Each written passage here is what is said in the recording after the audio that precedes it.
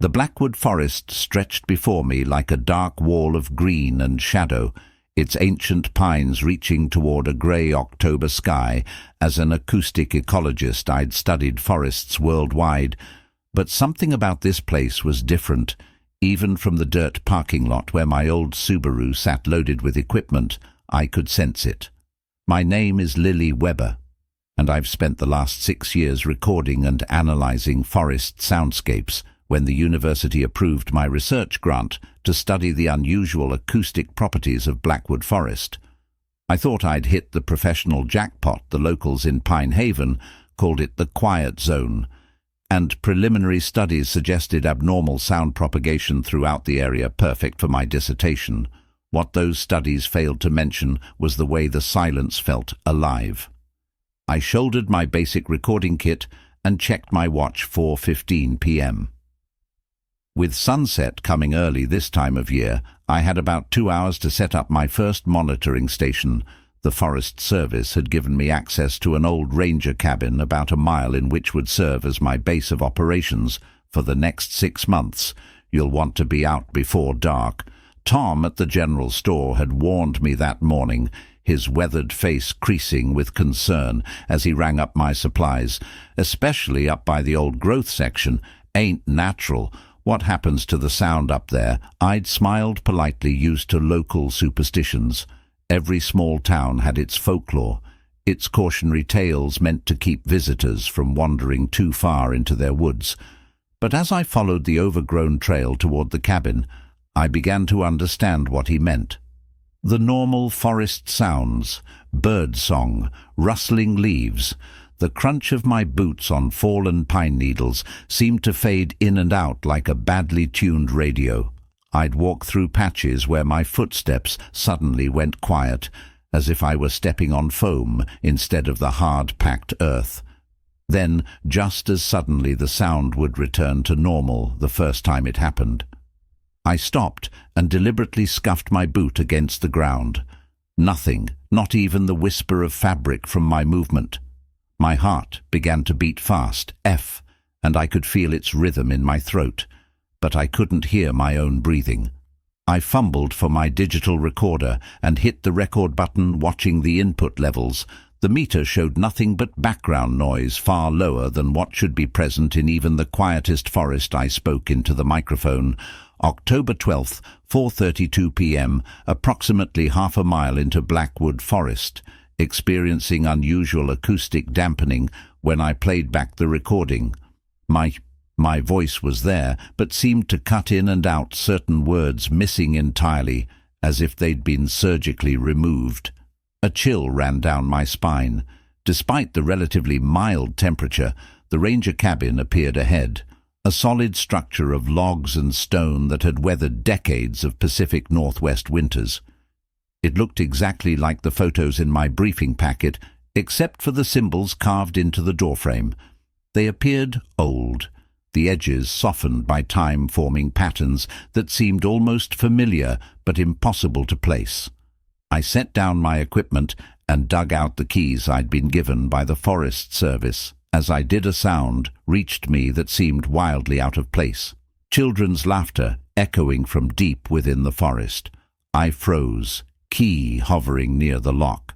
The laughter came again, closer this time, followed by what sounded like singing a nursery rhyme perhaps, but the words were indistinct.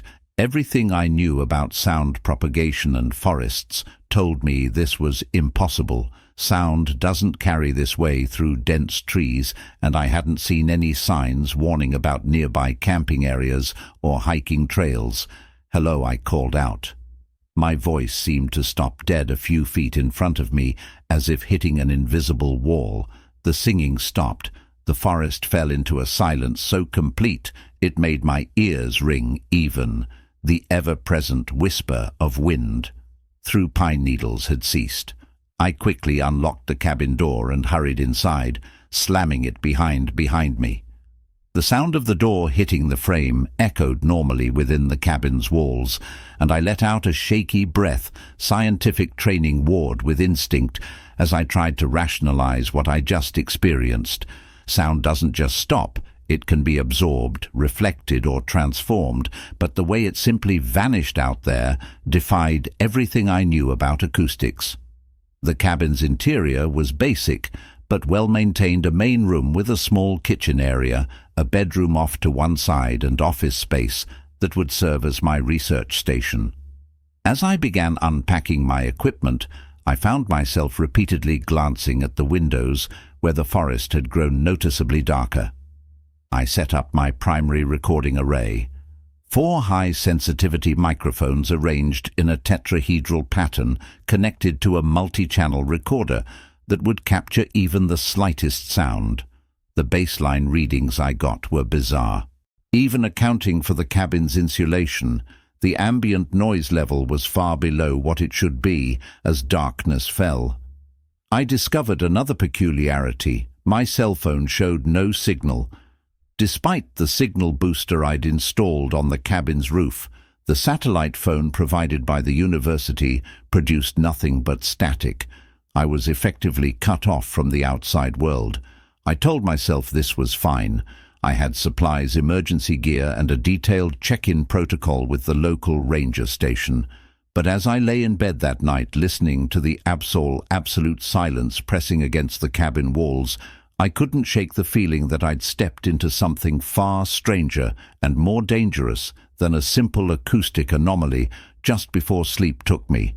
I heard it again, distant singing too faint to make out the words, but this time it seemed to come from directly beneath the cabin's floor. The first light of dawn brought no bird song. I'd left my recording equipment running overnight, and as I reviewed the data over my morning coffee, my hands began to shake. The readings made no sense throughout the night. The ambient noise level had dropped to 0 several times. Not just quiet, but complete silence in a forest. This is impossible. There's always something: wind, insects, small animals, the movement of trees. But here nothing more disturbing were the anomalous audio spikes that occurred during these silent periods. When I played them back, I heard what sounded like whispers in an unknown language, followed by that same children singing from yesterday. The timestamp showed these events happened at precisely 3:33 a.m. I needed to understand the scope of this phenomenon. After a quick breakfast, I packed my day kit with additional sensors and headed deeper into the forest.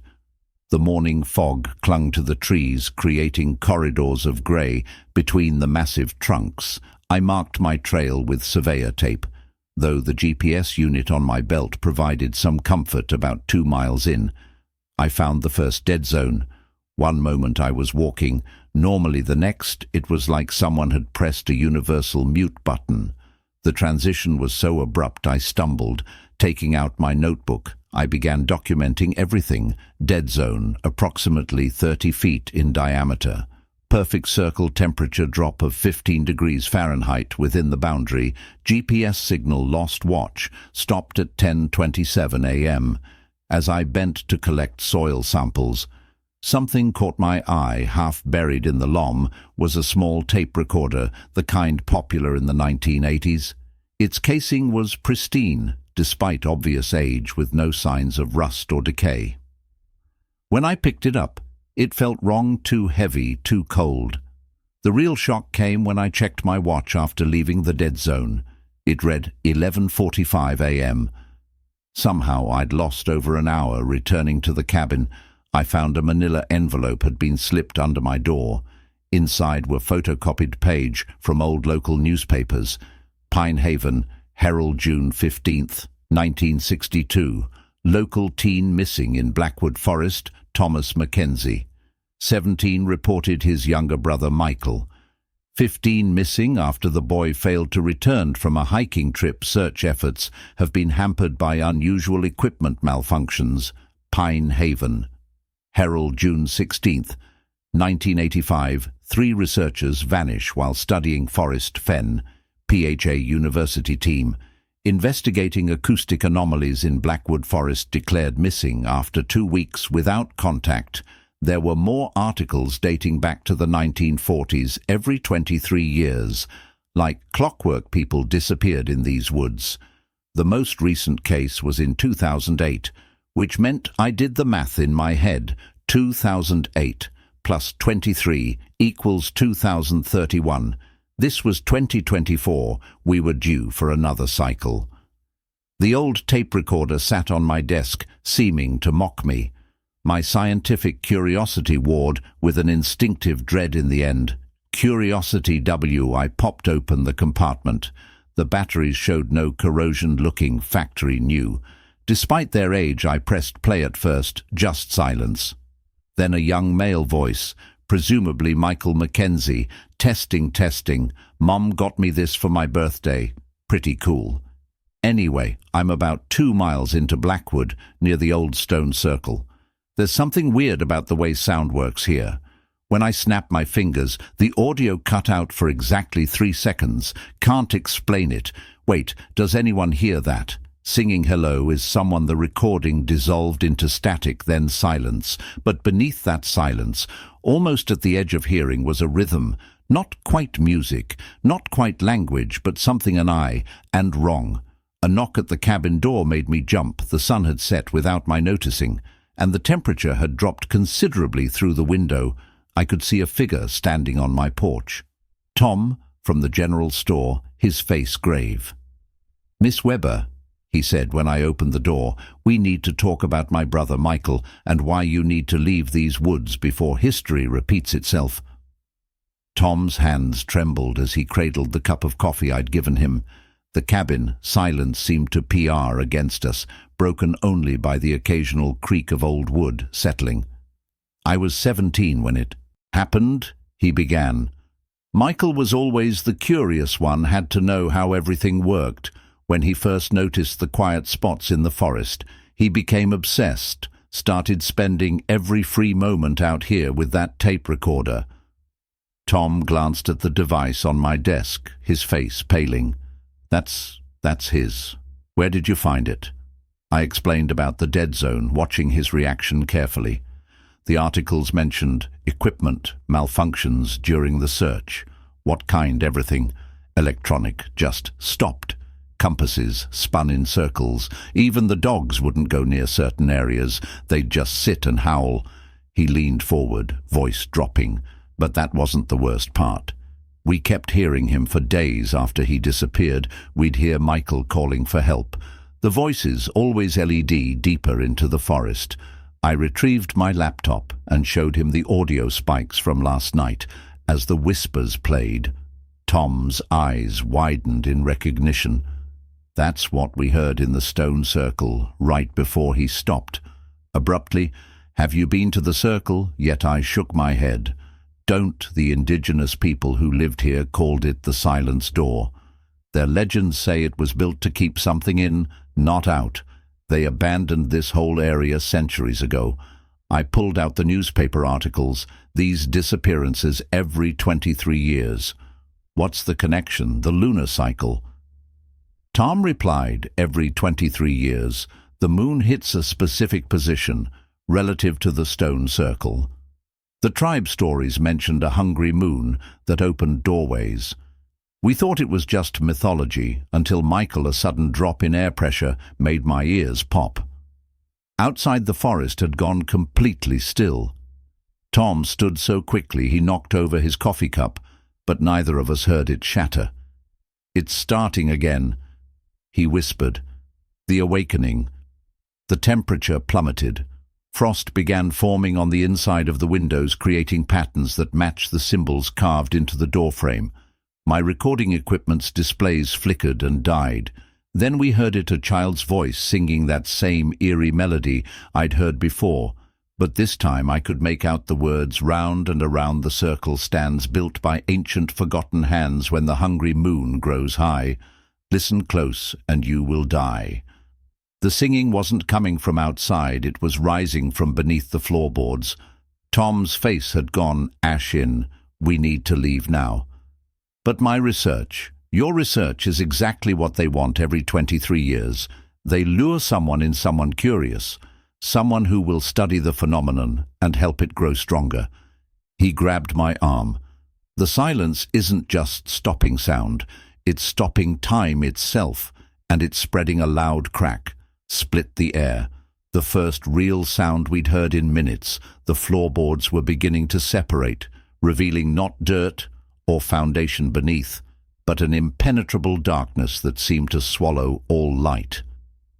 I quickly grabbed my laptop, the old tape recorder in my notebook.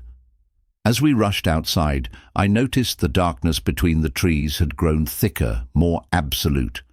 Our footsteps made no sound as we ran toward my car. The headlights cut through the gloom, but illuminated something that made us both freeze. Standing in the road arranged in a perfect circle were 7 children. Their clothes belonged to different eras. One wore clearly recognizable 1960s attire. Another appeared to be from the 1940s. Their faces were obscured by shadow, but they were all singing that terrible nursery rhyme. Tom pushed me toward the driver's side. "Don't stop. Whatever you see, don't stop."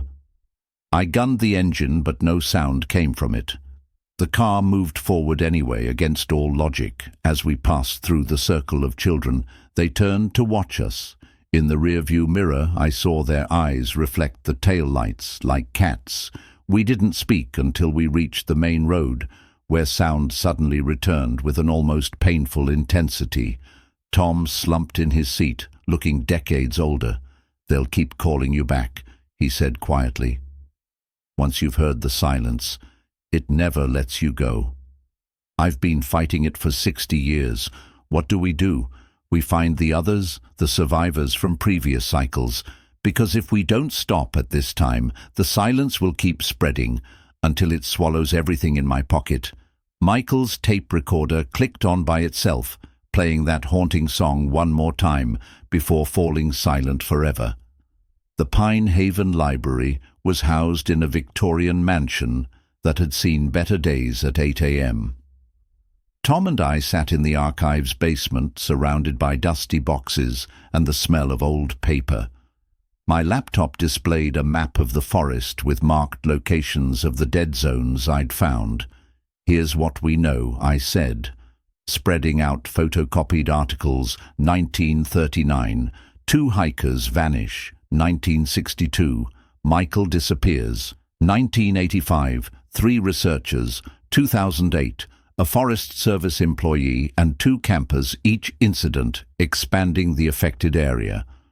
Tom nodded, pulling out a tattered journal. This belonged to Dr. Eleanor Price. One of the researchers from 85 found it on my property last year perfectly. Preserved like it had been placed there that day, the journal's pages contained detailed observations, equations and drawings of the stone circle. Dr. Price had discovered that the silent zones formed a spiral pattern expanding outward from the circle. With each cycle, her final entry was chilling. The entity feeds on vibration itself, sound, seismic waves, even atomic movement. Perfect stillness is its domain. We thought we were studying a natural phenomenon, but we were helping it map our reality. The door opens both ways. A noise from the stairs made us both jump. A woman in her 60s descended, leaning on a cane. "You must be the new researcher," she said. "I'm Rita Thorne. I've been waiting for you." Tom stood. Rita was the Forest Service employee from 2008, the only one who made it out. Rita's hand shook as she placed a USB drive on the table. "Everything I recorded is here. The patterns, the calculations, the truth about what's beneath the stone circle. But first you need to understand what you're dealing with." She pulled up her sleeve, revealing a strange mark on her forearm, a spiral pattern that seemed to shift slightly when viewed directly. "It marks those who've been touched by the silence. We can hear it calling, 'Always most go back.'" Eventually, that's what happened to my colleagues. "How did you resist?" I asked. "By understanding its weakness. The entity can't create silence. It can only consume sound. That's why it needs us. Each cycle, it lures in people who will study it, document it, try to explain it. Their efforts create new vibrations, new patterns it can absorb and understand." A distant rumble shook dust from the shelves, thunder. But the sky outside was clear. "It's growing stronger." Rita continued. The lunar alignment is accelerating the process within a week. The silence will reach the town within a month, the entire county. Once it consumes enough sound, it can open the door completely. I plur the audio from Michael's tape recorder. Rita's face went white. The children's song. It's not just a song, it's a formula. The rhythm, the pitch patterns, their instructions for sealing the door. But it has to be performed in the stone circle during the alignment. That SU sighed. Tom protested. The circle is at the heart of its power. Rita touched her mark. Not if we understand what we're really fighting. Sound isn't just vibration, it's the movement of reality itself. The indigenous people knew this. The stone circle isn't just a door, it's an ancient machine, and we're going to use it to trap the entity forever. Another rumble, closer this time. Through the basement window I saw the strange darkness creeping between the trees at the edge of town. How long do we have? I asked. 3 days until perfect alignment. But first we need to gather the others. There are 7 survivors still alive. The entity marked us all, and together, our marks for M. Tom looked at his brother's tape recorder. Michael was trying to tell us all these years. Rita nodded grimly. The song is a warning, yes, but also a weapon. We just need all 7 voices to make it work. As if in response, the tape recorder began playing again, but this time under the static and singing, I heard something else, words in a language that made my teeth ache, and the sound of massive stones grinding against each other deep beneath the earth. The hunt for the survivors had begun. But as we left the library, I couldn't shake the feeling that we weren't the only ones looking for them. Finding the other survivors proved more challenging than we'd expected. Each disappearance cycle had left its mark on Pine Haven, boarded up homes, broken families, and a collective silence about what really happened in the forest. Rita's list gave us a starting point. David Cooper, 1939 cycle, now 98 years old, in a nursing home outside of town. Tom Mackenzie, 1962, cycle with us. Rita Thorne, 2008, cycle with us. Peter Nash, 1985, cycle, local high school physics teacher, feature twins. Alice and Adam Wright, 1985 cycle, moved away, but allegedly still alive. Lily Weber, me, newly marked. The Pine Grove nursing home smelled of antiseptic and old coffee. David Cooper sat by a window, his weathered hands tracing endless spiral patterns on his armrest. His eyes lit up with unexpected clarity when we approached. I've been waiting, he said before we could introduce ourselves. The silence is growing hungry again. He rolled up his sleeve, revealing the same spiral Mark read ahead, but his was darker, more defined, seeming to pulse with a strange rhythm. They sent you to study the acoustics, he said, looking at me. Just like they sent the others, the forest chooses carefully. It needs minds that can understand its patterns, help it learn what happened to you. In 1939, I asked, setting up my recorder. David's eyes went distant. We thought we'd found a cave. My brother Jack and I were exploring the old mining claims, but it wasn't a cave, it was a throat. His fingers kept tracing spirals. Jack stepped in first. The silence. It didn't just take the sound, it took the space where sound should be left, a void that wanted to be filled. A nurse dropped a tray in the hallway, but no sound reached us. David smiled grimly. It's starting to remember what it learned from us. Each cycle it gets better at manipulating our reality. The children you hear singing, those aren't children. They're echoes of what it's absorbed, played back to lure. In more researchers, more curious minds. How did you escape? Tom asked. I didn't. None of us did, not really. We're all still there in a way. The marks connect us to it, but that connection works both ways. He gripped my hand, suddenly, his skin cold. You've heard the song. You know it's not just music, it's mathematics, frequencies that can lock the door.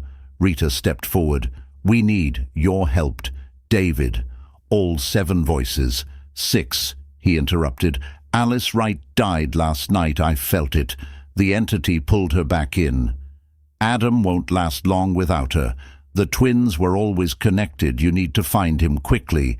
The lights flickered outside. A shadow passed over the sun that had nothing to do with clouds. "It knows we're gathering." David whispered, "It'll try to stop us. The aunt just scars their eyes. It watches through us, listens through us as if to confirm his words." All our phones chimed simultaneously. Text messages from an unknown number showing just one line, round and round the circle, STS. David began humming the melody, and the temperature dropped noticeably. The spiral on his arm grew darker, seeming to move under his skin. "Go," he said urgently. "Find Adam Wright. Find Peter Nash. When the hungry moon rises, bring them to the circle." "I'll be there. You can't leave the nursing home," the nurse protested from the doorway. David left a sound that seemed to come from somewhere far away. I never left the forest. None of us did. We're still there, walking between the trees, being drawn closer to the center. Only our bodies made it out as we hurried back to my car. Rita's phone GPS stopped working. The silence was spreading faster now, reaching into town in a regular pulse. We had 2 days until the lunar alignment, and somewhere out there, Adam Wright was fighting the pole of the forest alone, his twin sister's mark growing cold on her lifeless arm. The hunt for the remaining survivors would become a race against time, and against an entity that could listen through our own flesh. Finding Peter Nash proved easier than expected, but what we found chilled us to the bone. The high school parking lot was empty when we arrived, save for one car, a blue Honda, with frost on the window. Windows despite the mild October day, Nash sat in his classroom writing complicated equations across 3 whiteboards. The formulas contained elements of quantum mechanics, acoustic physics, and something else, symbols that hurt my eyes to look at directly. "The frequency patterns are evolving," he said without turning around. "Each cycle adds new dimensions to its understanding the children's song. It's not just sound, it's a map of reality itself." His mark, Ma, was visible above his collar, the spiral pattern extending up his neck like dark vines.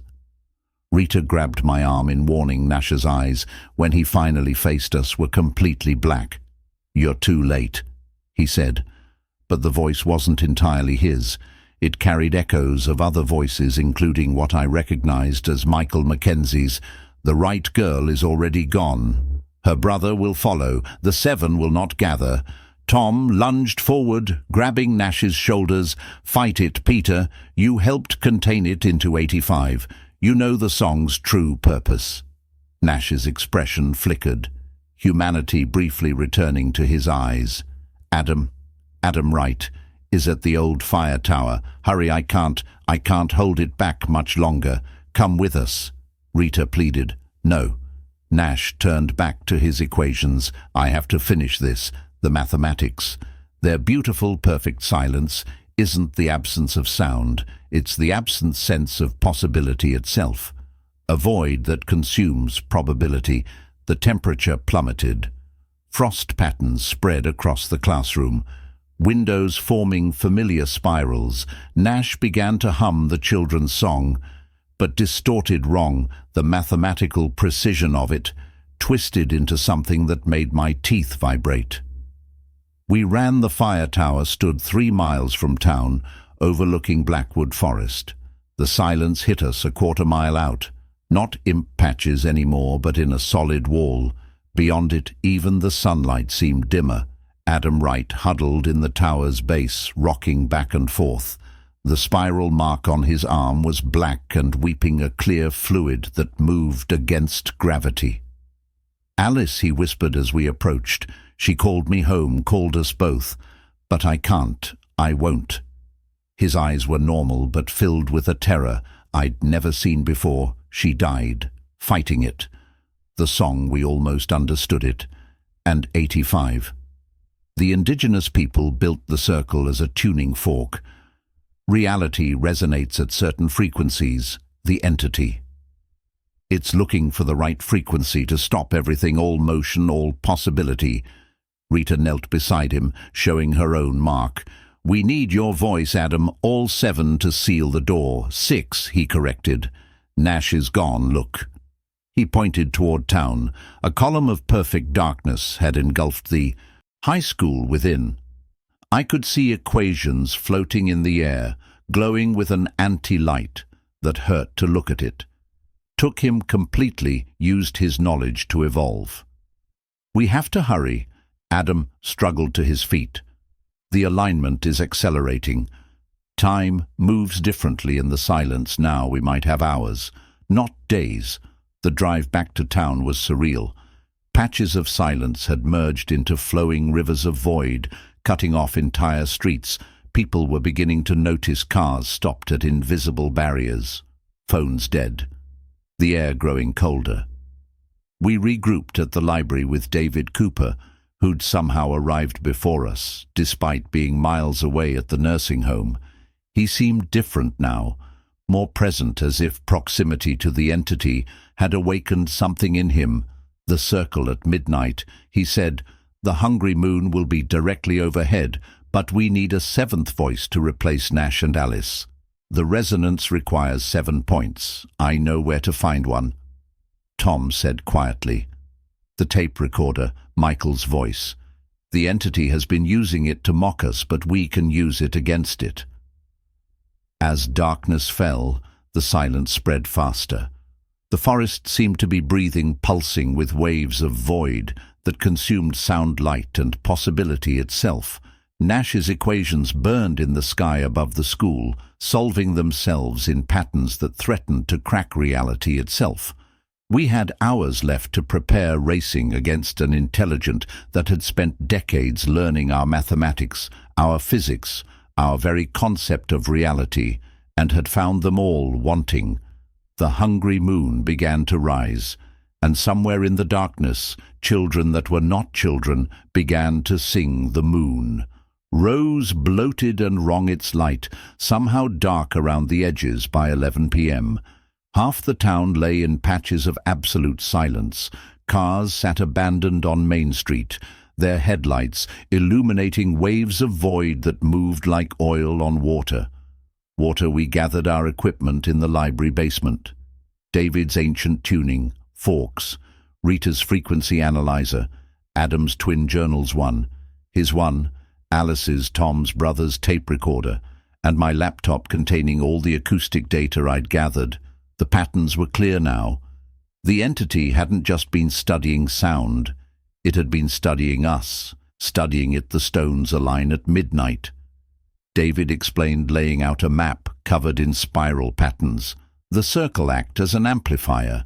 The indigenous people discovered that certain harmonics could contain the entity trap, it in a pocket of frozen time, but they could never generate enough power to seal it permanently. Until now, Rita added each cycle. It absorbed more knowledge about acoustics, physics, mathematics. Now we can use that knowledge against it.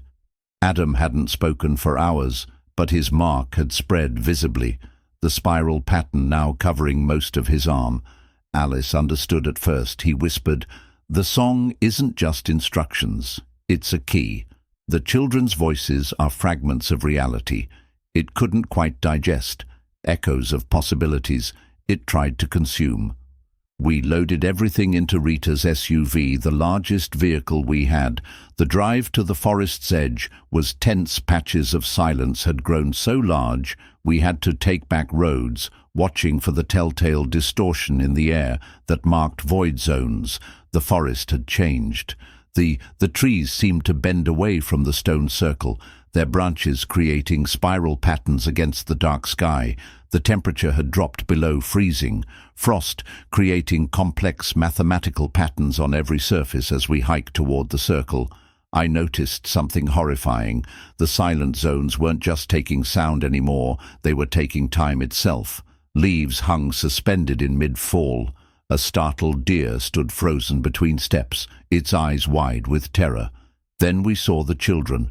They lined the path to the circle, 7 of them each from a different era. Their eyes reflected the hungry moon's light, and their singing seemed to come from everywhere and nowhere, round and round. The circle stands built by ancient forgotten hands. When the hungry moon grows, high, listen close, and you will die. But now we understood the true meaning. The simple lyrics mazed to complex mathematical formula frequencies that could lock reality itself. The stone circle rose before us, 12 megalithic blocks arranged around a central altar in daylight.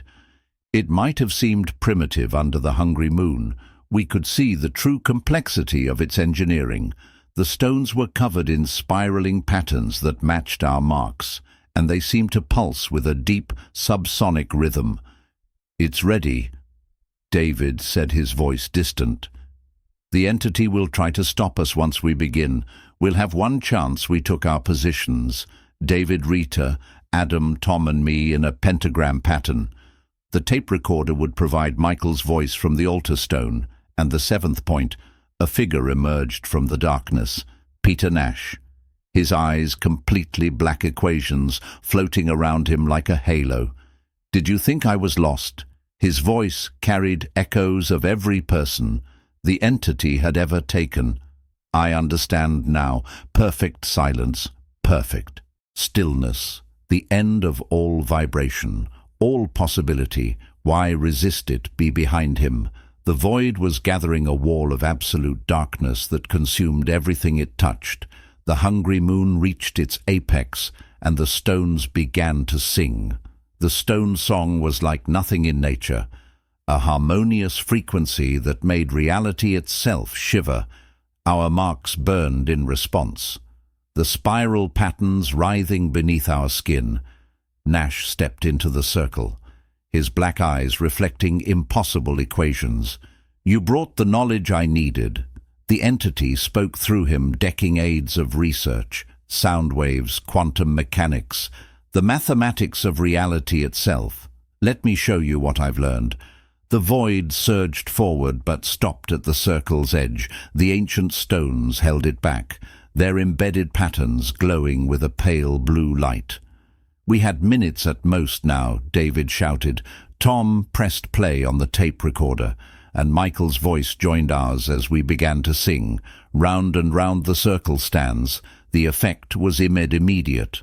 The stones resonated with our voices, each one hitting a different frequency that matched the patterns in our marks. The children's simple melody transformed into something profound and terrible, 7th-dimensional harmonics that cut through layers of reality. Nash screamed, but it wasn't his voice anymore. The entity poured from his mouth in waves of mathematical symbols and broken sound. The void pressed harder against the circle's boundary. "Keep singing to command it." The resonance pattern is building. Our marks blazed with blue fire. I felt Michael's voice through the tape recorder, syncing with the rest, creating a perfect heptagonal seal. The stone's glow intensified, forming a dome of light over the circle. But something was wrong. Nash began to laugh, a sound that fractured into multiple frequencies. "You taught me." "Harmony," the entity said through him. "Now learn." Discord. The void erupted through Nash's body, shattering the dome of light. The children appeared within the circle, their singing, a twisted mirror of our own reality, began to crack around us, showing glimpses of impossible spaces between moments. Adam stumbled, his mark turning black. "Alice," he whispered. "I can feel her. She's still here. They're all still here." That's when I understood every person the entity had taken wasn't gone. They were preserved in perfect stasis, their voices trapped in eternal silence. If we could reach them, I changed the pattern of my singing, weaving in frequencies from my research data. Rita caught on, immediately adjusting her pitch one by one. We modified the song, not fighting the entity's discord, but incorporating it. The children's faces flickered, showing their true nature. Echoes of the taken trapped between seconds. Their singing began to align with ours. Nash convulsed as more voices joined the harmony, decades of lost souls finding their sound again. The entity thrashed within him, its perfect mathematics disrupted by the chaos of human consciousness. The hungry moon reached its absolute peak. The stone's resonance hit a critical frequency, and in that moment, every voice living dead and caught between saying as one reality held its breath, the void surged one final time, trying to silence everything. But our song caught it, twisted it, forced it to hear itself. The entity had spent decades learning our science, our math, our understanding of reality. Now it experienced something it couldn't quantify, harmony born of discord pattern, born of chaos life, born of countless individual voices joining as one. The stones blazed with blinding light. The marks on our arms burned golden, and in the center of the circle, space itself began to fold. "Follow it through," David commanded, "complete the seal."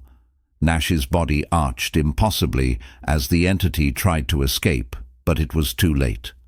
The song had become a key, and reality itself had become a lock. The entity fought with every weapon it had learned from us. Quantum equations burst in the air like dark fireworks, sound waves twisted into impossible shapes. Time itself stuttered and skipped around the circle, but our song held Nash's body began to dissolve, not into death, but into pure mathematics, the entity's true form. Finally revealed through the equations, I saw its history, an ancient thing that had fallen through a crack in reality, seeking to understand our universe by stopping it, studying it in perfect stillness. It's afraid. Adam gasped between verses. It never understood. Sound isn't just vibration, it's change movement. Life, the children's forms flickered faster now, showing glimpses of everyone the entity had taken. I saw Michael Mackenzie young and scared, but singing with us, the researchers from 85. Their data finally complete countless others. Their voices joining the harmony. The hungry moon reached its apex directly overhead. The stone's resonance peaked their frequency, matching the pure mathematics of reality itself. In that moment I saw what the entity had been seeking all along, the fundamental equation of existence, but it wasn't an equation of silence. It was an endless song, an eternal dance of particles and possibilities. The entity had spent centuries trying to stop it, to understand it through perfect stillness. Now it was being forced to hear the true music of reality. Tom held up the tape recorder, Michael's voice growing stronger as more lost souls found their sound. Rita's frequency analyzer displayed patterns that shouldn't have been possible, harmonics that existed in 7 dimensions at once. The void began to collapse in on itself, pulled by the stone circle's ancient power.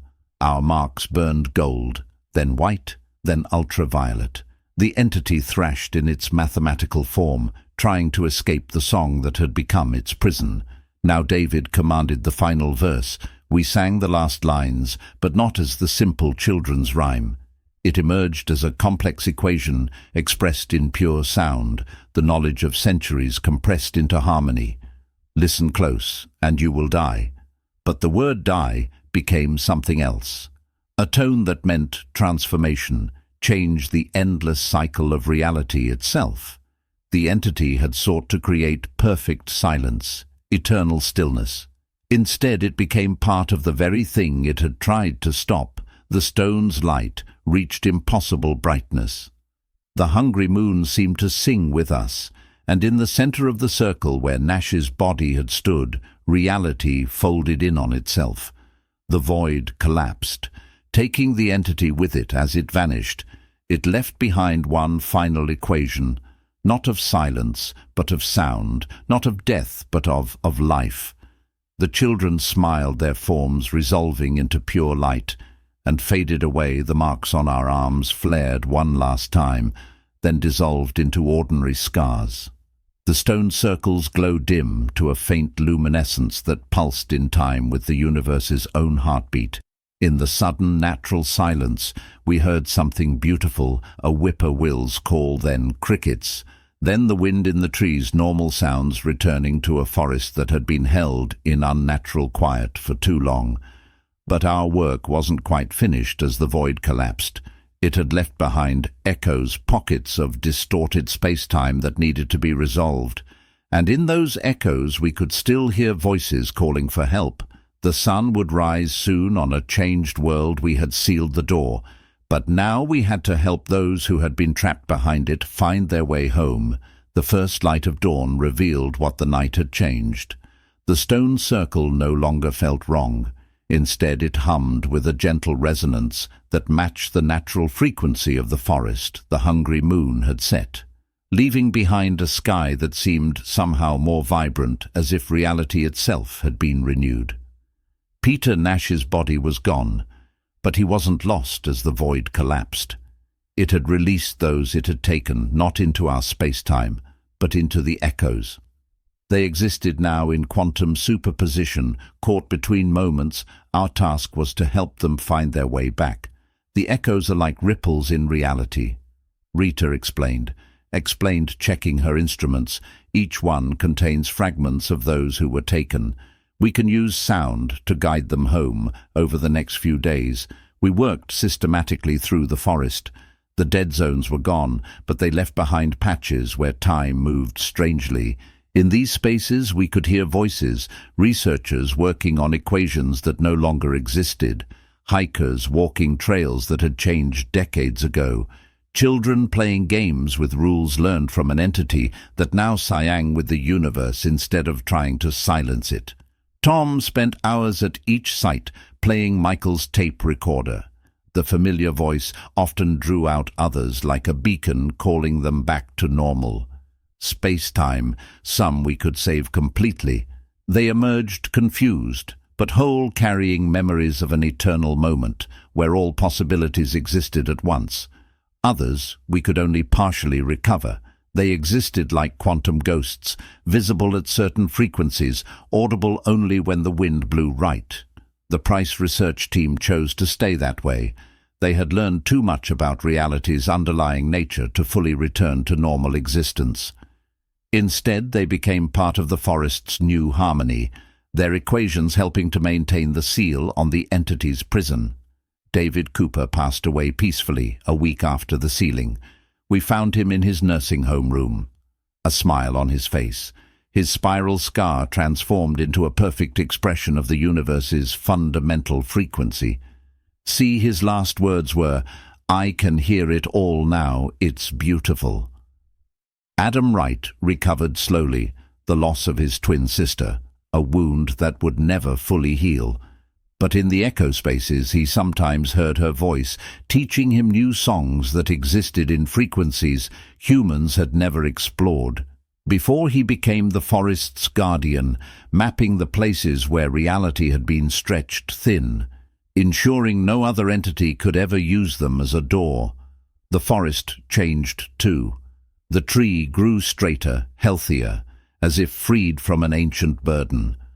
Wildlife returned in abundance. Sound moved normally through the air, but if you listened carefully, you could hear complex harmonies in the wind. The entity's knowledge transformed into music, its mathematics becoming part of nature's song.